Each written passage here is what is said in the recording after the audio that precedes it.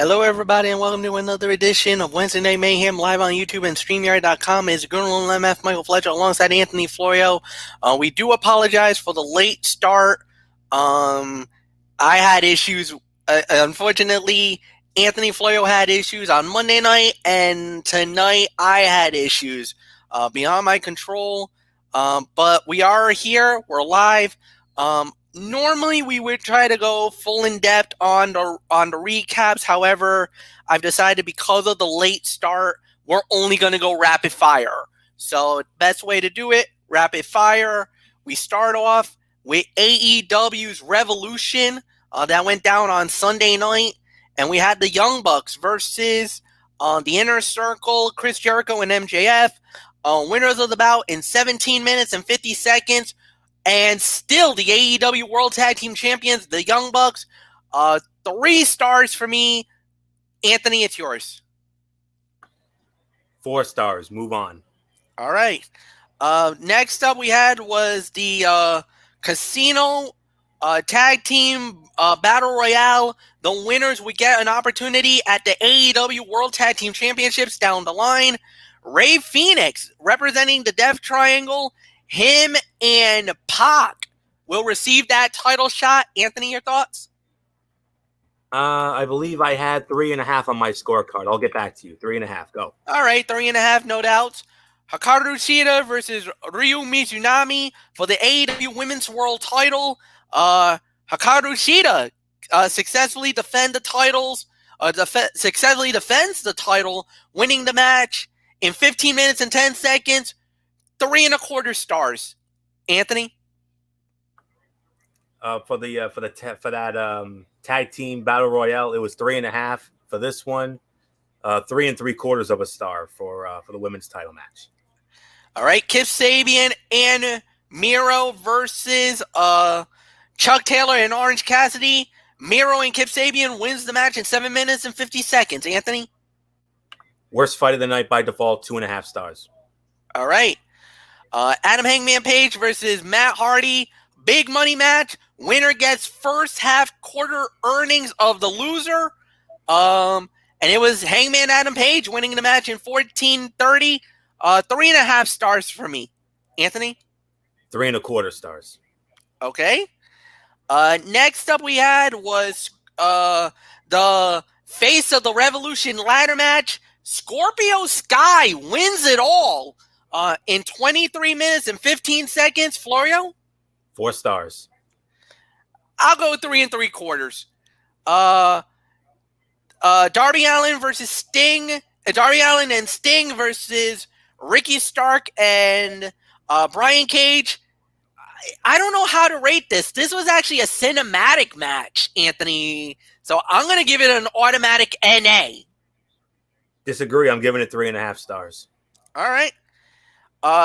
Main event for the AEW World Title, Kenny Omega versus Jon Moxley. Exploding barbed wire death match. Omega wins it in 25 minutes and 15 seconds. Florio? Fight of the night, 4.25 stars. Dud ending. Go. 4 stars for me. And yes, I agree with the dud ending. Do you want to do an overall review quick, Florio? Overall review. What did I have here? 8 out of 10. I said 7 out of 10. All right. Now off to AEW Dynamite. We start off with Rey Fenix versus Matt Jackson. When it was all said and done, Rey Fenix wins the match in 14 minutes and 34 seconds. 3 to 3.5 stars. Good, solid fight. Anthony? 3.25 stars. Exciting match to kick off. All right. Next up, this one's an automatic dud. Cody Rhodes versus Seth Garvis. Cody Rhodes wins in 49 seconds. Dud. Moving on. Ethan Page versus Lee Johnson. Ethan Page wins the match in 8 minutes and 34 seconds. Florio? 2 stars. Good win for Ethan Page. Yeah, I'll give you 2 stars, definitely. Then we had a 6-woman tag with Thunder Rosa, Hikaru Shida and Ryu Mizunami versus Nyla Rose, Britt Baker, and Mika Ito. When it was all said and done, it was the face team, Thunder Rosa, Hikaru Shida, and Ryu Mizunami winning the match in 7 minutes and 40 seconds. Good match. I could give this about 2.5 to 3. So, Florio? Not as crazy about it as you were. 2 stars. Move on. Okay. TNT title match on the line. Darby Allin versus Scorpio Sky. Darby Allin wins 13-40. Florio? Fight of the night for me, 3.5 stars. Move on. All right. That's really it, because after that it was a major promo segment where literally the Inner Circle implodes. MJF turns his back on the Inner Circle and is now joined. It looks like he's now a member of the new Four Horsemen. It's him, FTR, and Shawn Spears. Floyo, quick thought? Love it. Absolutely love it. I mean, none of us saw this coming. I mean, I was like, why are they doing this in the main event spot? But no, we got our answer. And man, nobody saw this coming. And I'm intrigued. I am intrigued. I can't wait to see what happens with this. I mean, we got the teasers of it last week, and here we are here tonight. We got this, and it'll be interesting to see where things go next, particularly as this group seeks to establish an identity. Is there any tie to the Horsemen as teased by Blanchard and even Arn Anderson? Why would those involved blindly align themselves to a self-centered egotist like MJF? I mean, those questions will be answered in due time. But the biggest question quickly becomes whether Inner Circle will become full-blown baby faces or still flirt with being heels. This one segment generated that many questions, and it suggests it was successful in creating excitement and intrigue moving forward. That's all. All right. Overall review on Floyo, you lead off. 7.5. It was a solid AEW show that didn't have too much to sell in terms of in-ring quality, but still followed through with the promise for something more on a weekly basis. Huge show next week. St. Patrick's Day Slam, they're calling it. So that's all there is to it. So 7.5 for me. MF? Yeah, I'll give it 7.5. No doubt about it. So really nothing more to add. So we're off to NXT now. We started off with Mr. Regal dropping one of the big bombs that we were awaiting. Ladies and gentlemen, we have new titles in NXT. The NXT Women's Tag Team Championships have been created. And more importantly, Raquel Gonzalez and Dakota Kai are your inaugural champions. I wish they didn't spoil this, but Michael Bullock did spoil it earlier in the day. But still, it's a big announcement. It's a big moment. I like it. I thought it was a good decision. Floyo, quick thought? Fans have fought for NXT to gain more representation on the main WWE shows. Instead, WWE is pushing the opposite direction, allowing the Black and Gold brand to be its own show entirely. Two-night takeover can be a major opportunity to establish more fresh talent on a larger stage. The second announcement will divide fans even more, but there is a bright side to it. The women have more opportunities to shine. If the men get unique tag titles in NXT, the women needed the same. Dakota Kai and Raquel Gonzalez earned this spotlight. This should not be an excuse for WWE continuing to underutilize the women's tag team division on Raw and SmackDown. If anything, it should motivate WWE to be better, as NXT will likely outshine the other brands early on. And as far as the two-night takeover goes, my God, MF, we're looking at the most stacked, loaded WrestleMania week ever. Oh my God, dude! Monday Night Raw. It is going to start from April 5th to the 13th. We're looking at 8 to 9 days worth of action here. I mean, we got Monday Night, the go home to WrestleMania edition of Raw, April 5. April 6th, the return of the Hall of Fame induction Hall of ceremony. Fame. Hallelujah. Biggest Hall of Fame induction ceremony show ever. Not one, but two classes will be taking their rightful place. Awesome. Can't wait to see that. Sorry, Impact. I know what I'm doing that night. And then two-night takeover. April 7th, the first night on the USA Network. And then night 2, you got to cough up the bucks for the Peacock. I've already done that, so I'm good to go. So I'll be ready for when it converges to Peacock on for Thursday, April 8th for night 2. And then April 9th, MF, your show, SmackDown, their go-home show for WrestleMania. And then April 10th, the Saturday, night 1 of WrestleMania. April 11th, night 2. April 12th, Monday Night Raw. And then if this rumor about NXT moving to Tuesdays is true, then NXT on the 13th. That's 8 to 9 nights. Oh my god. Get your popcorn ready, folks. Get your popcorn ready. Get your grub ready. Get your drinks ready. We're going to be burning the midnight oil on this show too. Good Lord. My God. Segment of the night, hands down, though. All right, yeah, no doubt about it. Segment of the night, no disagreement there. Then we had our first fight of the night. Io Shirai versus Toni Storm, NXT Women's title on the line. And the genius in the sky, Io Shirai, has successfully defended the title in 11 minutes and 58 seconds. Oh, man, that was a good match. Good match, hard-hitting fight. This was excellent. 3 to 3.25 stars. You could even make an argument for 3.5. It was that good. Florio, it's yours. I'm not only going to make the argument, I'm going to make it. I'm going to make it 3.5 stars. Shirai and Storm, two of the best wrestlers in the world today. The genius of the sky has made everyone better, but she has arguably not wrestled anyone quite as good as her latest challenger. The two had such a great match that the only real disappointment was that they did not have more time. 11 plus minutes. Terrible. However, the back and forth action was intense. Storm brutalized Shirai and pushed the champion. She hit her finisher twice, but could not win. It was ultimately about establishing how good both women are, while stating that the champion is on a higher level than anyone. 3.5 stars for me. Question is, who is Io Shirai going to face, and which night is she going to be facing her next challenger? A lot of intrigue. Let's move on. All right. Next up, we had on the fight card. After that, well, we had Pete Dunne versus Jake Atlas. Pete Dunne wins the match in 4 minutes and 24 seconds. I don't think we need to get into that, Floyo, do we? No. Nah. I mean, it was an extended squash, but a fun little sprint though. Probably about 2 stars for the effort. This we got to get into.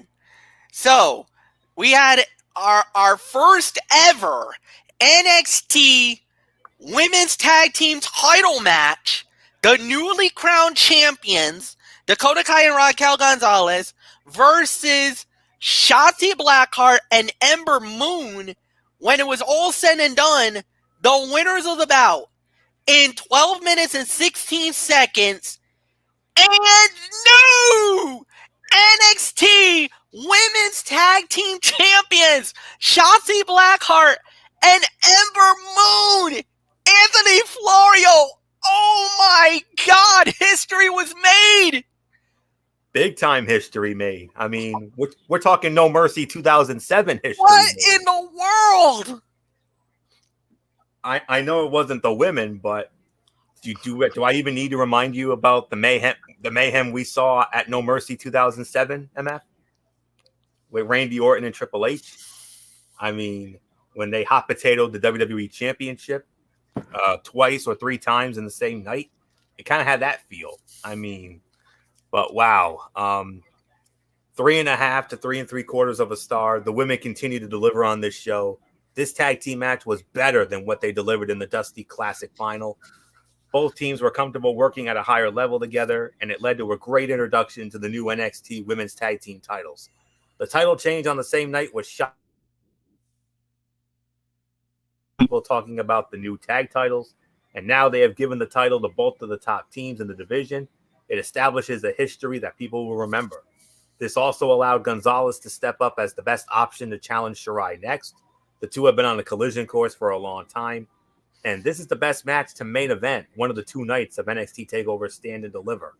It may not be the best decision long term. However, WWE has often focused on immediate impact over long-term reliability. But 3.5 to 3 3/4 of a star, like you said, MF, history made. Dakota Kai and Raquel Gonzalez, they were only champions for an hour, MF. Yeah, unbelievable. Whoever would have thought that was going to happen?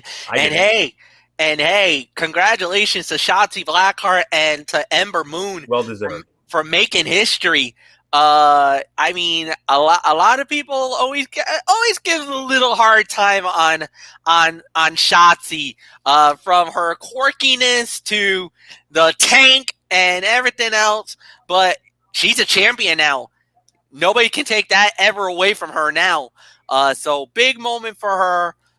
And a big moment for Ember Moon. Think about this. Ember Moon got called up to the main roster. A lot of people thought that she was going to be a Raw Women's Champion at one time. And unfortunately, it never really panned it out. Now here she is as an NXT Tag Champ. First, I guess you could say second ever. Even though they are kind of the first true legit champions, because the titles were just awarded to Raquel and to Dakota. Now, in the first ever title match, we actually got true champions now. The belts were defended. The belts were up for grabs. The two teams that were in the Dusty Classic final, they fought for the belts. Look who just walked out with the gold. So, unbelievable. Wow. All right, so next up we had was Xia Li versus Kaden Carter. Xia Li won the match in 2 minutes and 9 seconds via disqualification because my little sweetheart, known as Casey Catanzaro, basically is like, I want revenge. Here's a crutch for you. Oh, boy. Wow. Nothing to say on that. We're just going to move right on along. Next up we had was Eleito de Fantasma versus the Grizzled Young Veterans. Raul Mendoza and Joaquin Wilde wins the match in 1 minute and 41 seconds. I mean, wait, what? Grizzled Young Vets was in the finals of the Dusty Classic. You made them look really good last week, and now you just fed them to Wilde and Mendoza, and that's it? Like that? I mean, no, NXT, no. That's a horrible move. I don't know what's your logic on that. You got some explaining to do. No explaining this. Main event of the evening, NXT title on the line. Finn Balor versus Adam Cole. Balor wins the match. He's still your NXT champion. 20 minutes and 7 seconds. Holy freaking crap. This was awesome. Fight of the night. 4.5 stars. Anthony Florio, Cole and Balor. We knew it was going to be awesome. We knew it was going to be amazing. My God, they delivered and then some. 4.5 stars indeed. This was the fight of the night. This was as advertised. Finn Balor and Adam Cole fought hard throughout, and the spots throughout gave the impression that the contest could go either way. The last shot to the jaw was especially smart, even if the jaw attacks on the Prince are going to get old soon. The main problem was a lack of emotion. It was never clear that the Prince truly needed to hurt Cole like he promised. The two did not tell as intense and physical as a story as expected. The post-match attack of Kyle O'Reilly was not clean, but it felt more visceral and earned. It was truly the moment that solidified the end of Undisputed Era, at least for Adam Cole. This was a spectacular ending that had to set up a great match for TakeOver. My only nitpick was it definitely did not need to end with Karrion Kross facing down Balor as well.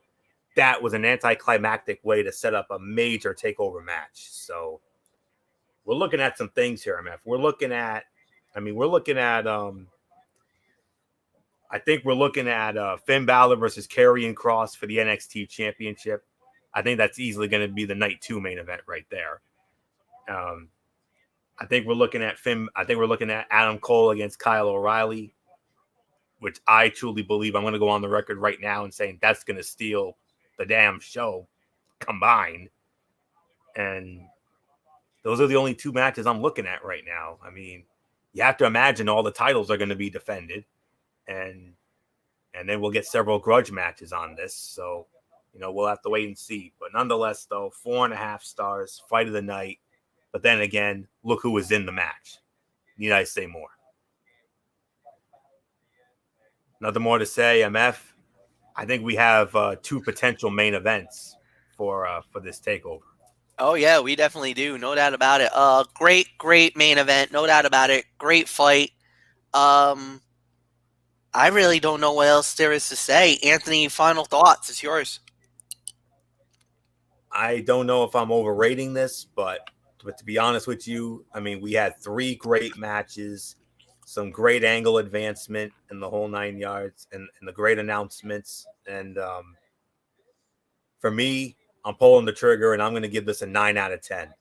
A fantastic episode for the most part. I mean, the only small downside was, Dakota and Raquel losing the titles after having them for an hour, but everything else worked. There are 3 very good to great matches, some that were short and built to more important things, and they set up some major angles. And then, of course, with the big announcements that we got tonight, I mean, man, new NXT Women's Tag Team Champions, and of course, a 2-night takeover. And then couple that with the announcement of the Hall of Fame today. I mean, like I just said, folks, we are about to embark in a few weeks. We're about to embark on the most loaded and the biggest WrestleMania week in the history of WrestleMania weeks. We've had big WrestleMania weeks before, but we've never had a WrestleMania week like this. What else is there to say? There's really nothing more to say. I mean, you said it. I'm going to go 8.5 to 9. They clearly beat the daylights out of AEW tonight. Certainly. There's no doubt about it. Everybody was talking about how AEW was good, and by all means, it was good. But NXT brought it. Like, this was takeover level. They brought it tonight. I focus more on this show. I focus more on NXT than AEW. Yeah, time. So there's no doubt about it.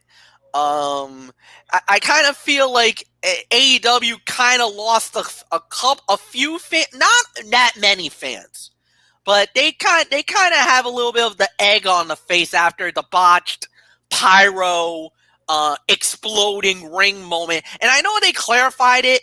And I know Tony Khan clarified it at the beginning, basically throwing Kenny Omega under the bus by saying, well, Omega was the one that set it the C4s. He's the one that mapped out the entire facility. He mapped the whole thing out, so it was on him. That's his mistake, more than anything else. But I did see when it comes to AEW, the only thing that I really watched thoroughly from start to finish was the TNT title match with Darby Allin and Scorpio Sky, because I wanted to see that. And hey, it looks like Scorpio Sky is flirting with a heel turn here. Yeah, no doubt. That could work wonders for him. I think it could work wonders for him.